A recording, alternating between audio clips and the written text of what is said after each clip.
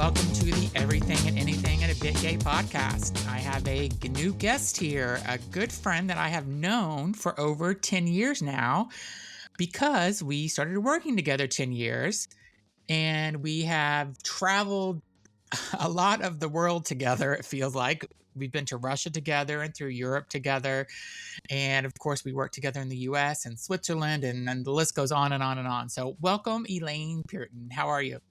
Thank you. I'm doing great. And it is mind-blowing to me, all of these places that we've been to together, some of which I haven't even been to with my husband or family. So I whenever I know. see Russia on Facebook pop up every year, it's like, wow.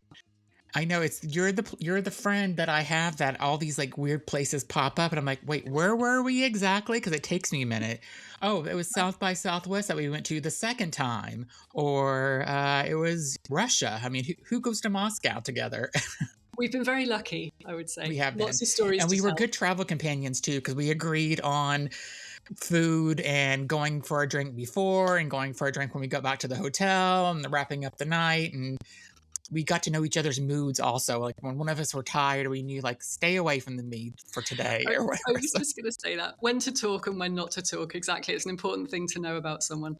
exactly. So today, Elaine and I are going to talk about what it's like to be an expat. So my adventure for expat started after Elaine's. I actually met Elaine, who came over. She was living outside of London in the UK and moved over to working for a company that we were both working for. And she came over. How long you were going to be here originally for when you came over for the job? 3 years. So it was 3 years that she was going to come over, and now we're on year 10.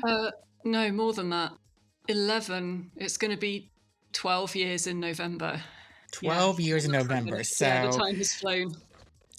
Elaine came over to work for the company we were working for 3 years, and now we're almost on year 12 soon. So, and we'll talk about all her adventures that she's had here in the 10 years and what she thinks about living in America compared to the UK, and also what is it like.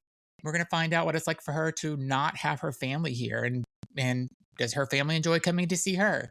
So we'll kind of go through all that and much more. So I also was an expat where I was working for the same company and thought it would be cool to move to Basel, Switzerland.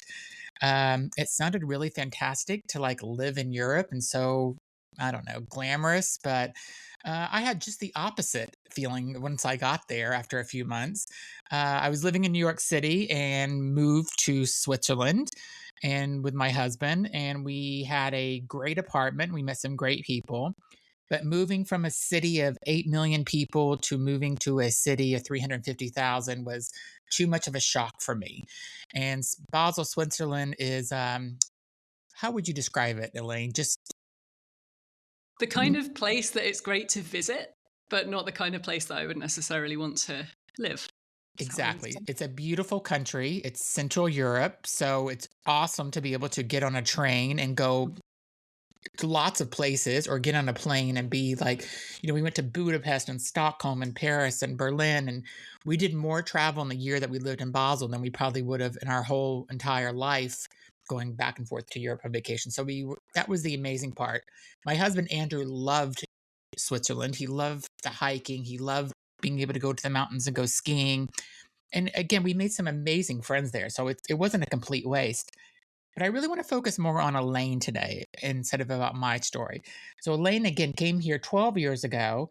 What surprised you the most about America, about living in the US before you moved here? Like what was your expectations? And then when you got here, you're like, wow, this is completely different, good or bad?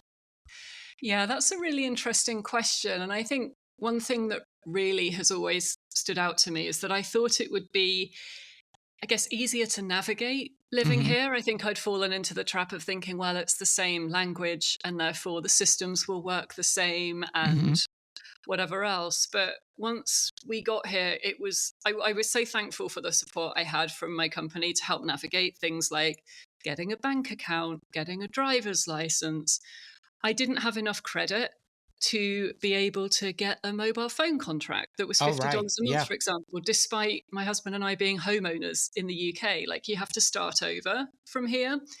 Um, and I often always make the comment about the DMV as well, right? Yes. So I would always watch The Simpsons, and you see the jokes about, Patty and Selma and the DMV being the place where all hope goes to die. Yeah. And then it was like, oh, ha, ha, ha, that's just an exaggeration. And then you kind of get into all of these like government offices and Yeah. start filling out forms over here. And so I just thought everything was a lot more complicated to get set up. Yeah. Than I thought it would be. So that was one of my big takeaways to start with. And I guess a specific point as well about where we live. So we're in Westchester County, which is I guess like an hour to the north of Manhattan. Right. I hadn't realized it was so open up here. Like I'd been to New York City, I'd been to Manhattan before, but it really And did you think it was gonna be like that in Westchester? It was gonna be like city, big buildings everywhere? yeah, exactly. I mean, I knew it wouldn't be quite the same, quite as Yeah. intense, but I still thought it'd be very urban. And so I was Yes. really like positively surprised to see how much open space there is here and all the towns along the river. It's very beautiful Yeah. and lots of outdoor things that we can do. And I think that's one of the reasons that we have stayed for so long is that it's just that perfect mix between like urban and suburban and countryside. I think one of the most interesting things you said to me at one point is, why do a lot of Americans, like you asked this question, why do a lot of Americans not have passports? And a few years later, after we were working together, I don't know why this even got brought up, but you said, oh, I kind of understand now because the US is so large and it's so different, Mhm. from the East Coast to West Coast to the South to the North to the Midwest. It's different. It's like almost like different countries you're going to. That's an easy joke like you make as a British person. Oh, ha, ha, ha, silly Americans. Why don't they have passports? They don't think about the world outside their Yeah. borders. But yeah, once you're here, you realize there's so many places to go. And it's exactly like you said when you were in Basel and you were going to Budapest and we've been to Russia and however many other places that's a short train ride or a short flight or drive Yeah. away. And that's just how it is here as well. We've done the vast majority of our vacations here in the US since we've lived here. Of course, we go back to the UK every Christmas, but when we've done Right. other trips through the year, it's been here because it's easy and there's so many places to see. And has does your family come over every year, and does your husband's family come over every year as well? Not every year, but frequently. Yeah, it feel like every year we've got at least one set of people coming to visit, which is nice. The first year it was a bit repetitive, I'll say, because Yeah. everyone wanted to do the same things. Everyone was on their first trip to New York, so we went up Yep. the Empire State Building too many times to count and whatever else. But Yeah. the longer we've been here, everyone's done like the big stuff. So we just more get the chance to show people our favorite bars and restaurants and all that kind of thing. So it's more like giving people an experience of our lives rather than being on holiday with them, I suppose. And what's your favorite place that you've been? Because I mean, you've traveled so much in the US, and like you said, all your vacations are mostly here. And when you're taking vacations, it's within the United States. What's been your favorite place that you've been? Well, even though we don't have kids, we're big Disney fans. We've gone to Disney every year since 2016, and we're actually going again on Friday. So Okay, we'll awesome. be there And next week. you do like a mini marathon or some type of high, you're doing something like that, correct? Yeah, that's right. So since 2018, we've been doing one of their running events, and yeah, the distance varies according to what they're putting on. But this year it's Mm. 10 miles we'll be running, so we'll be doing that on Sunday. And that's just a Cool. And tell me about that. Are you running through like the different parks, or you're just running through Disney or Epcot, or like what is it? It sounds 10 miles is a lot to kind of cover. yeah. So I wish the course was a little more interesting because probably 5 miles of that is just on the access roads, which is boring. But this particular route starts at Epcot and then you run over to Hollywood Studios Oh, and then kind of run around the roads and then you get back into Epcot to finish right by Spaceship Earth. So it's pretty cool. Get some really good photos, and we often dress up as well in costume to match the theme. cool. So we have fun.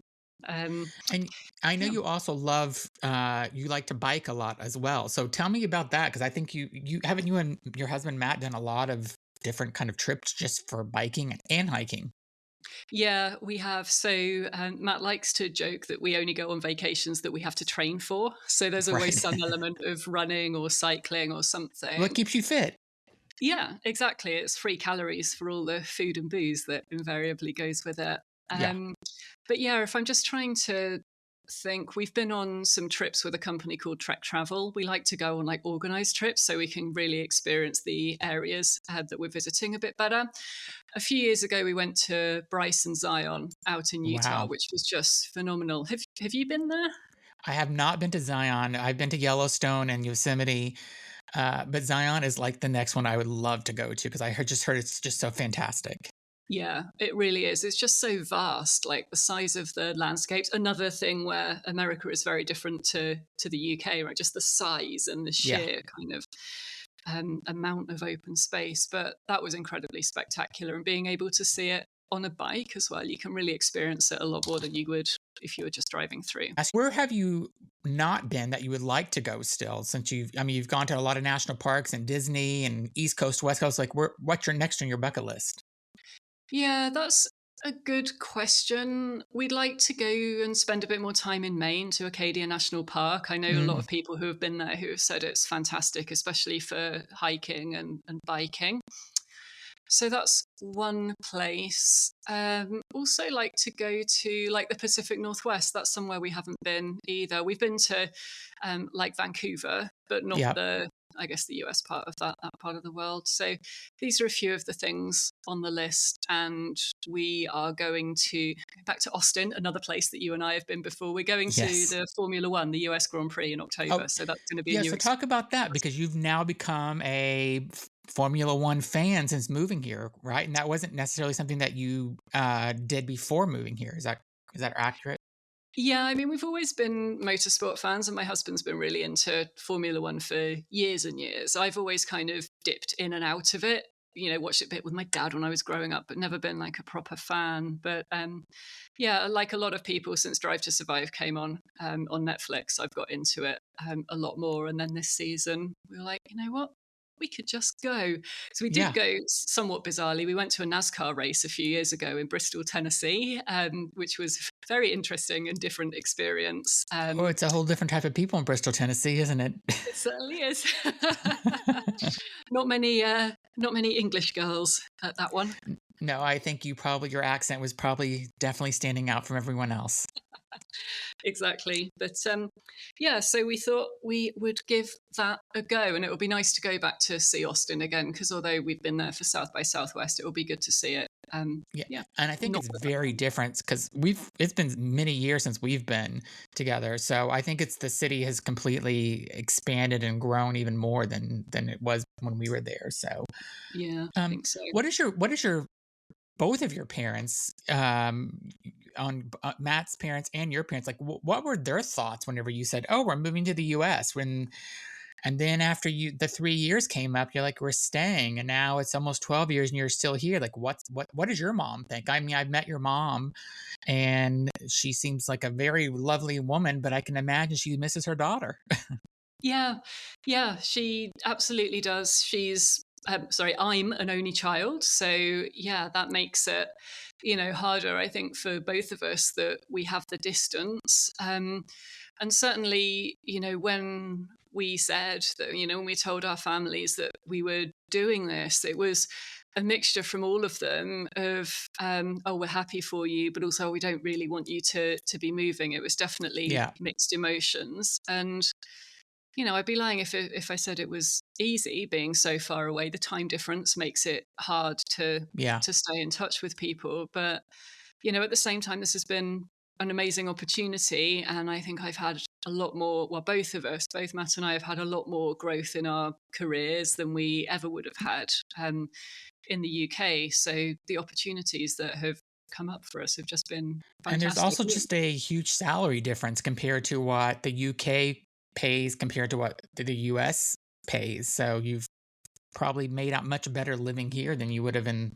the UK. I Yeah, remember when I was working for GSK and they were talking about offering me a job to move over to London, and they told me the salary, and I'm like, I don't understand. Like, how do you pay your rent or your lease? Like, how do you pay for anything?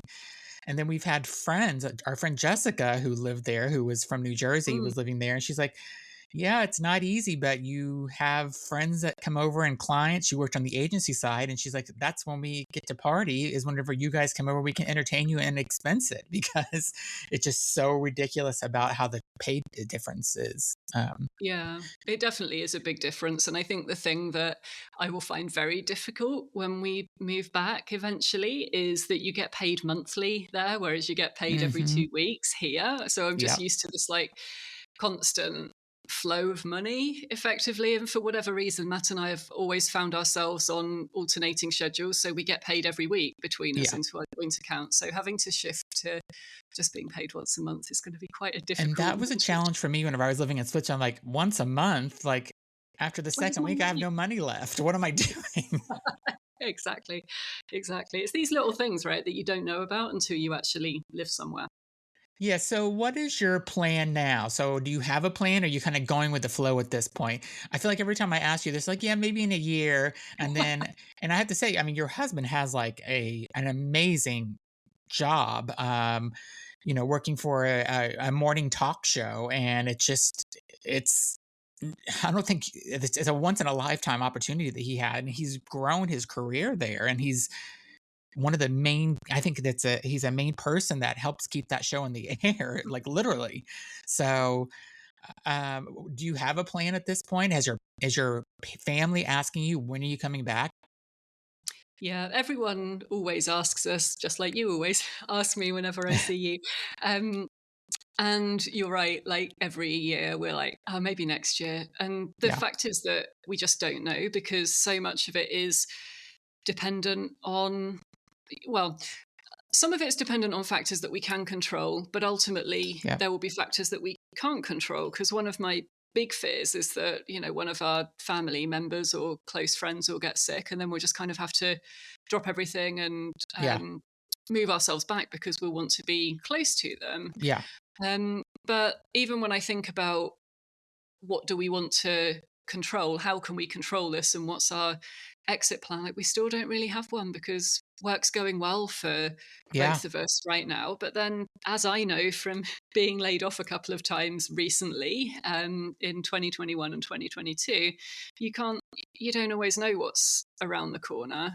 yeah, So we just tend to take it year by year every time our lease on our house comes up for renewal. We have the conversation like, what are we going to do? Are we going to renew or not? And then we yeah, keep rolling from there. But whenever we do go back, and we will go back because we've always said we want to be closer to friends and family as they get older and as we get yeah. older. But it's going to be a lot to unpick. We've got a life here. We can't just up sticks and move instantly. It'll be a lot of planning. Yeah, I mean, you've had your adult life is like been here really, and you've grown your career here. So it's kind of I think whenever you were how old were you whenever you moved here? You were in your mid 20s? No, thank you. That's very kind of you. I was older than that though. Oh. Um, I was 31. Yeah, Oh, I 31. thought you were 31 now. So Much that's younger. Oh, yeah, sorry. I was you just look so young and fresh. I just had no idea. So, okay, but still early 30s, you're like, you're still figuring things out and stuff, and to do a move like this is I think just fantastic. And you and Matt weren't married very long either, right? Were you Yeah, that's right. We'd just been married the year before. Yeah, October So 2011, it's which like I've always picking up said and I think starting is. off your whole life in a new country is just so I think it's exciting. So I'm really obviously I'm very happy that you did this move because you and I have become friends and we had an amazing time working together and traveling the world together for work and I'm lucky enough to see you whenever I come to New York once in a while. So I'm happy that you're here and I hope you don't go back to the UK anytime soon. Oh, thank you. Yeah, I mean, you were one of the first people that I met in the States Yeah. because, I started work, I don't know, 4 or 5 days after we moved here. And yeah, that was when we met. So yeah, you're one of my longest friends, if not the longest friend that I have here in the US, actually. So, And the cutest friend too, I think you always say too. You always oh, I kind of mean, that, refer to that goes without saying. I mean, Okay, I yeah, just okay. take that for granted at this point. Well, I'm really glad that you got to share your story. Is there anything else you would like recommend to somebody that's thinking about, oh, do I want to move to another country and be an expat? Would you suggest it, or would you like really think about it? Because even though my experience in Basel wasn't fantastic, I still think I would recommend do it. I mean, Mhm. you can always go home, and which is what I did. I came home, but um, what advice would you give someone? So the first piece of advice is like boring career type mentoring advice, but I do say this to a lot of people is that if you think that you want to work overseas, tell people. If you're Yeah, in a company that is a global company, tell your boss. Make sure it gets on your development good plan, advice. and then something might come up. I mean, for me, it took 2 or 3 years after I first told my boss that I wanted to move to the US before something happened. But she was able to kind of find an opportunity for me. She did like the networking and the easing of the Yeah. path at her level, and that really helped. So that's the first Well, you had a thing. good But manager too, so oh, I did the best. She knows yeah, who she is. yeah. I She knows still refer to hopefully her she's every. listening too. Oh, I'm sure she will be. Um, yeah, and then just like you, I would absolutely tell people to go for it because particularly if you can get some kind of corporate support, and I know that expat contracts aren't what they used to be, but even just if you get a little bit of relo assistance and access to someone in the new Yeah, country that can help you navigate getting set up, that takes a lot of the uncertainty away. And it's like if you're at the right point in your life, just do it. You'll yeah. meet new I mean, I people, you'll almost learn think you new have things. to have the support just because of the whole visa process and moving and it's I mean it's not an easy moving all of your stuff. I think I wish that at one point, I mean when we came back from Switzerland back to New York, we almost sold everything and just like we're just moving back what we need. But I mean there's still, you just can't believe how much crap you still have even if you get rid of all your furniture. It's just Mhm. you collect crap over the years. So You do. You fill the space that you have, don't you? So, however big or small exactly. the place you live in, you can always fill it with crap. Yeah. Well, thank you so much for being on my podcast. I'm so happy. I've been thinking about you being on it since I started this a few months back. So thank you for telling your story. Thank you for having me. I really appreciate it. Don't forget to subscribe to my podcast on your favorite podcast platform. And there'll be a new episode out next Saturday. Thanks so much for listening, everybody. Have a great day. Bye, Elaine. Bye bye. Thank you.